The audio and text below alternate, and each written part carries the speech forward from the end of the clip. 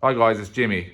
I'm back on YouTube. Took a little time off and recently thinking I'll get back into it. And I thought that I'll do a little bit of car stuff and a little bit of watch stuff. So started doing some YouTube shorts for watches, and then I was thinking I'll do a little bit of car stuff as well. I thought I'll explain a little bit what's going on right now. As you can see in front here, this is my 1969 Porsche 912. So for those that don't know, it's essentially a 911 body, and instead of having the 6-cylinder in the back, it's got the smaller 4-cylinder. So that's what it is. I've been disassembling it today. Spent about an hour and a half pulling it down a little bit because I've decided I'm going to take the motor out and try to rebuild it myself, as long as it doesn't need a full rebuild from the crank up. I will do it myself. If it gets more complicated than that, I'll get a mechanic to help me. But so what's happened is I've been thinking about this car for a while. I've had it for about 2 years, not quite 2 years yet, but I've driven it a lot, really enjoy it, and it's time to freshen up the motor. It's still running really nice, but it is tired, and I don't want to, I wouldn't want to seize it or do something bad by just keep driving it. So I've spent some time talking to specialists, Porsche specialists. They don't seem to want to touch it really because it's not the 6-cylinder 911 engine, it's the 4-cylinder 912 motor. So then you tend to go to like Volkswagen specialists, and some of them are interested, but some don't want to.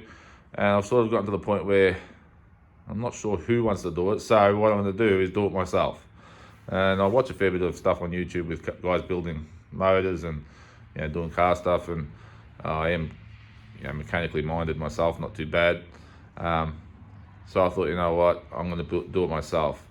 I even did buy a motor for this car. I bought a built 1641 Volkswagen engine. So that's got a big bore kit in it and a whole lot of trick parts on it. But I'm going to leave that engine on the side for now. I'm going to pull this one out and pull it down and see what I need to do.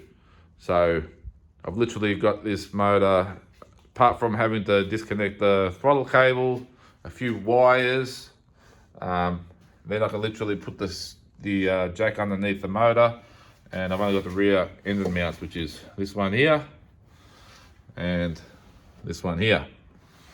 So I've already taken the bolts out of the connect the transmission to the motor, and I'll be able to just drop it down.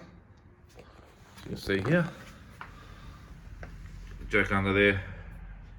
Just drop it a little bit, pull it back, just so it slides out of the gearbox, and just roll it straight out on the floor. And I've got my engine stand ready to go, and I'll do a little film on that when we're pulling it down to see what we're dealing with. It's definitely down. It's got very low compression on one cylinder, well under 100. I think it was only in the 80s. The others are around 110, 120. So the whole engine's getting very tired. It's burning oil. It's leaking oil, as these motors do. But those things can all be fixed, and that's what I'm going to do. So as you can see, I've got the exhaust system off, the rear tinware, a few other bits and pieces over there. I've taken the rear of the car off. It's very simple to work on, to be honest. Like even this rear end here, it was only 6 bolts. The whole lot came off. Transmission was a little bit more tricky. The 2 bottom bolts were easy. The 2 top, you had to get one. I like to get underneath. I had to get my son in the back here to hold the other side. I was able to get one, and the other one was where the starter motor is underneath. It's very complicated to get to the bolt above it to disconnect the transmission, but I did do it, and it's my first time doing that, so pretty happy with that, and I'm quite interested to see what I'm dealing with when I pull this motor out and take the heads off. I haven't bought any of that engine stuff yet because I want to see what we're going to need. Otherwise, I do have a full exhaust system for it. It's a vintage speed in stainless steel that replicates the original shape. So if I wanted to run the heater boxes, which are underneath, I can, because replicates the original shape, so it'll run through the heater boxes if I want. But I was thinking of stripping the heater boxes out. I was even thinking now that I've got the rear bumpers off, maybe getting some fiberglass ones, just to lighten the car. Maybe do the front ones fiberglass. Between those few things, pulling the heater boxes out, maybe I'll save 40, 50 kilos. The car's probably about 940, 950 as it is. So if I can save a little bit more weight and rebuild this engine, get it up around that 100, 110 horsepower maybe, with the right engine kit and the right camshaft and whatnot. Thought while I'm standing I'll just show you the inside. That'd be good. That'd be really good. So I've even got, I can save weight on the door skins. I've got RS door skins to put in here, so they'll be stripped out and lightweight. Got a lot of bits and pieces, mainly through I might be in the UK anyway, but the actual motor, I think I might end up getting if I need a big bore kit, I'll probably get it through Stoddard's. They've got a lot of good stuff for 912s. Probably get a 1720 big bore kit. That'll come with spiral cylinders, which are, it's like a cast cylinder with aluminium fins, and then that comes with the forged pistons, and they're balanced. I think they're JE forged pistons, and they're balanced, which is good. Do that if it needs a slight, maybe I'll put a little bit hotter cam in it.